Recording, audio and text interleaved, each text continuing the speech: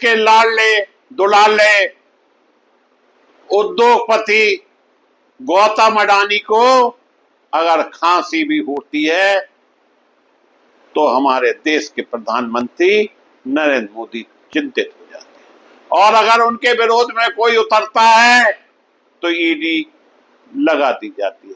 किसी भी तरह से अडानी जी का नुकसान नहीं होना चाहिए, चाहे देश का नुकसान हो जाए।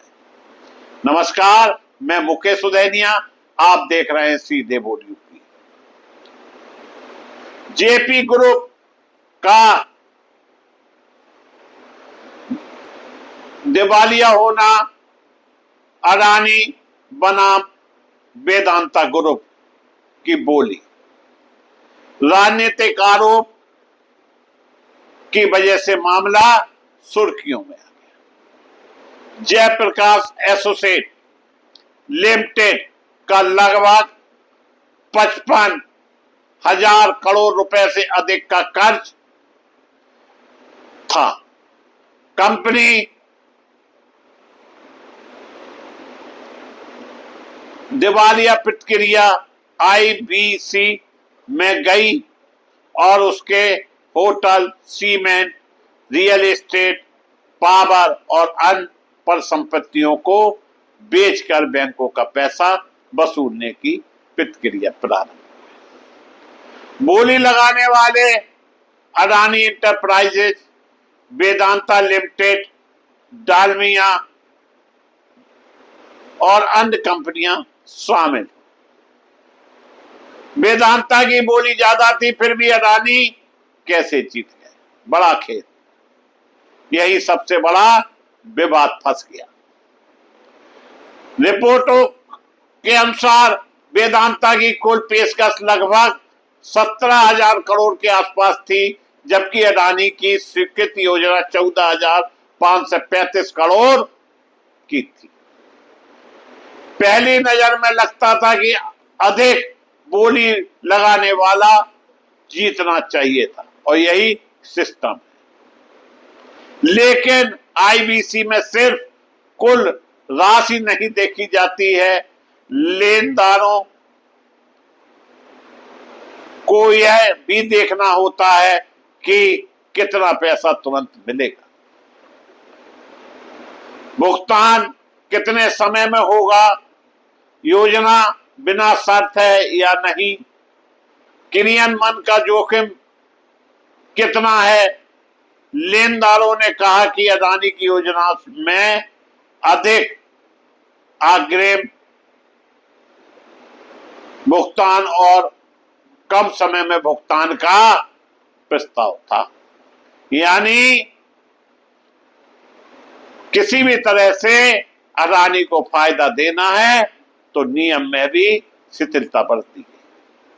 जबकि वेदांता की योजना में लंबी अवधि में भुगतान शामिल था। इसी आधार पर सीओसी ने अडानी की योजना को चुना। बहरहाल ये कानूनी दांव-पेच हैं, किसने किसे चुना, लेकिन अनिल अग्रवाल क्यों नाराज हुए यह भी हम आपको बताते हैं। अनिल अग्रवाल वेदांता ग्रुप के चेयरमैन, सार्वजनिक रूप से कहा कि वेदांता को लिखित रूप से बताया गया था कि उनकी बोली सफल रही, लेकिन बाद में फैसला बदल दिया गया। उन्हें संकेत दिया गया कि प्रक्रिया में कुछ गड़बड़ी है। इसके बाद वेदांता ने एनसीएलटी के आदेश को चुनौती दी, एनसीएलटी में अपील की और बाद में सुप्रीम कोर्ट का दरवाजा भी खटखटाया। हालांकि एनसीएलटी ने अडानी की योजना को मंजूरी दे दी और बाद में एनसीएलटी ने भी तत्काल रोक लगाने से इनकार कर दिया। क्या मोदी अडानी संबंधों की वजह से अडानी को फायदा मिला? यह बड़ा सवाल है दोस्तों। यह भारत की राजनीति का सबसे विवादित आरोप में से एक है। विपक्षी दल, विशेषकर इंडियन नेशनल कांग्रेस और अन्य विपक्षी नेता लंबे समय से आरोप लगाते रहे हैं कि गौतम अडानी को सरकार से विशेष लाभ मिलता है। दूसरी तरफ सरकार और अडानी समूह इन आरोपों का खारिज करते रहे। यह राजनीतिक बहस का विषय है।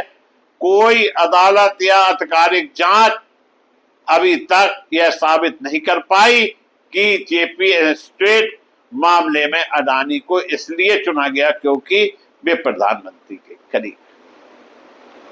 ईडी वाली कार्रवाई क्या बदले की भावना से कराई गई थी या कराई गई है या कराई जा रही है या हो रही है? सोशल मीडिया पर यह दावा किया गया कि वेदांता में अडानी को चुनौती दी गई, इसलिए उनके खिलाफ एजेंसी सक्रिय की। इसके पहले एजेंसियां क्यों सक्रिय नहीं की गई? क्योंकि उस समय अनिल अग्रवाल विरोध नहीं कर रहे थे। लेकिन अभी तक कोई सार्वजनिक प्रमाण, न्यायालय का निष्कर्ष या आधिकारिक दस्तावेज उपलब्ध नहीं है तो यह साबित करें कि ईडी की कार्रवाई सीधे जेपी अडानी विवाद का परिणाम थी। यह कहना है कि अडानी से पंगा लिया इसलिए ईडी आ गई, अभी तक एक राजनीतिक आरोप या अटकल है। स्थापित तथ्य नहीं। किसी भी निष्कर्ष पर पहुंचने के लिए जांच या न्यायिक निष्कर्ष का इंतजार करना होगा। वेदांता की कुल बोली अडानी से अधिक लगाई गई थी। बैंक से अधिक अग्रिम भुगतान और कम समय में वसूली के कारण अडानी की योजना चुनी गई। अनिल अग्रवाल ने प्रतिक्रिया पर सवाल उठाए और अदालत में चुनौती दी। एनसीएलटी ने अडानी की 14,535 करोड़ की योजना को मंजूरी दी। अडानी को राजनीतिक संरक्षण मिलने के आरोप मौजूद हैं, लेकिन जेपी मामले में ऐसा साबित करने वाले कोई सार्वजनिक न्यायिक निष्कर्ष अभी उपलब्ध नहीं है।